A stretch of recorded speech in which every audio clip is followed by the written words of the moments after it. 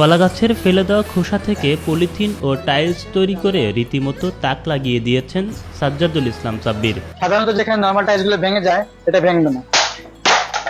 কলা গাছের এই যে আঁশগুলা যেটা আমরা ফেলে দেই এটা কোনো কাজেই আসে না। আর মেধা দিয়ে সে যে আজকে এইটা টাইলস আবিষ্কার করেছে, পলিথিনের বিকল্প হিসেবে একটা আবিষ্কার করেছে। শুরুতে বিভিন্ন স্থান থেকে কলা গাছ কেটে তার খোসাগুলো সংগ্রহ করেন এই ক্ষুদে বিজ্ঞানী। পরে সেগুলো থেকে বিশেষ প্রক্রিয়ায় আঁশ বের করেন মৌলভীবাজারের শ্রীমঙ্গল উপজেলার প্রত্যন্ত গ্রামের সাব্বির। কলা গাছের খোসা থেকে আঁশ বের করে তা কয়েক ঘন্টা ধরে রোদে শুকাতে দেওয়া হয়। এরপর তা পুরোপুরি শুকিয়ে গেলে বিভিন্ন পণ্য তৈরির জন্য ব্যবহার উপযোগী হয়ে ওঠে। আমি কলা গাছ কেটে সেখান থেকে কালেক্ট করেছিলাম, শুকাতে দিয়েছিলাম, সেটা এখন সম্পূর্ণ শুকিয়ে গেছে এবং এটাকে এখন ব্যবহারযোগ্য হিসেবে আমরা কাজ করা শুরু করতেছি। গ্লিসারিন ও অ্যাসিটিক অ্যাসিড ব্যবহার করে তৈরি করা হয় বিশেষ এক কেমিক্যাল। সেই কেমিক্যালের সাথে কলার ফাইবার ব্যবহার করে তৈরি করা হয় পলিথিন। গ্লিসারিন, অ্যাসিটিক অ্যাসিড, স্টার্চের পরিবর্তে এখানে সেলুলোজ ব্যবহার করা সম্ভব। এটা অনেকটা প্লাস্টিকের মতন হওয়া আরম্ভ হয়েছে, তবে এটা শুকাতে একটু দীর্ঘ সময় নেয়। সেই সময়ের পর এটা একটা কঠিন প্লাস্টিক হবে, যেখানে আমরা যতটুকু তরল তৈরি করেছি সেখান থেকে প্রায় 100 থেকে 150টি ছোট পলিথিন তৈরি করা সম্ভব।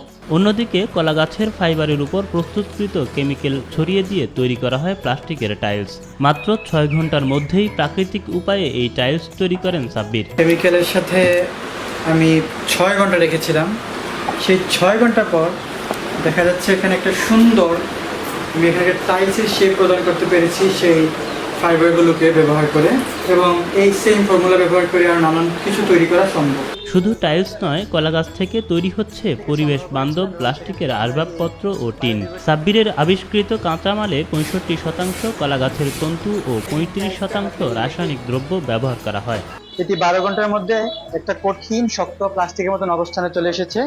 তবে সেটা প্লাস্টিকের মতন কোনো ক্ষতি করবে না, এটা নিঃসন্দেহে পচনশীল এবং পরিবেশের জন্য কোনো হুমকি স্বরূপ না। পচা আলুটা গিয়া আপনার প্লাস্টিক বার করছে, গাছটা গিয়া খাতার কাগজ বার করছে, এখন আপনার কলা গাছ থেকে সুতা উঠে এসে গিয়া এই যে টাইলস বার করতেছে। জানালা এত কইতেছে যে মা জানালা বানাইতে পারবো, দরজা বানাইতে পারবো বা টিন বানাইতে পারবো।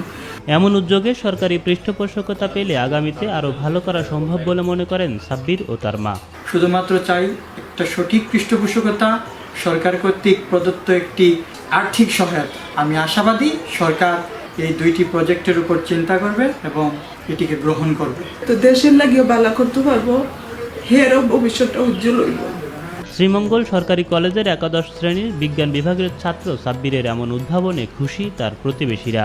তবে এই মেধাবীর স্বপ্ন বাস্তবায়নে সরকার ও সমাজের বিত্তবানদের পাশে চান তারা। তার এই আবিষ্কারের ফলে আমরা আর্থিকভাবে লাভবান হব এবং দেশের কর্মসংস্থান বৃদ্ধিতে একটি বড় প্রভাব ফেলবে। আমি আশাবাদী সরকারি পৃষ্ঠপোষকতায় যেন তার এই আবিষ্কারকে মূল্যায়ন করা হয় এবং তার মেধাকে বিকশিত করার জন্য সুযোগ করে দেওয়া হয়। বঙ্গবন্ধু সৃজনশীল মেধা অন্বেষণ প্রতিযোগিতা 2024-এ মৌলভীবাজার জেলা পর্যায়ে বছরের সেরা মেধাবী হিসেবে স্বীকৃতি পাওয়া সাব্বিরে মুগ্ধ তার শিক্ষকরাও। অমিত সম্ভাবনাময় এই শিক্ষার্থীর পাশে সবাইকে এগিয়ে আসার আহ্বান জানিয়েছেন তারা। কলা গাছের বর্জ্য থেকে বা পচা কলা গাছ থেকে নতুন করে পলিথিন তৈরি করা, অন্য জিনিস তৈরি করা যে উদ্ভাবনী তার মধ্যে এসেছে, এইটা আমরা স্কুলের পক্ষ থেকে তাকে ধন্যবাদ জানাই। কোনো বিত্তবান ব্যক্তি অথবা সরকারি তাকে আর্থিক সাহায্য করে, আশা করছি তার এই উদ্ভাবনী ক্ষমতা দিয়ে সে দেশকে এগিয়ে নিয়ে যাবে। সে যদি কোনো বিত্তবান ব্যক্তি থেকে বা সহৃদয়বান ব্যক্তি থেকে বা সরকারি কোনো সাহায্য পেত, তাহলে অবশ্যই আমার মনে হয় সে দেশের কাজে আত্মনিয়োগ করতে পারত।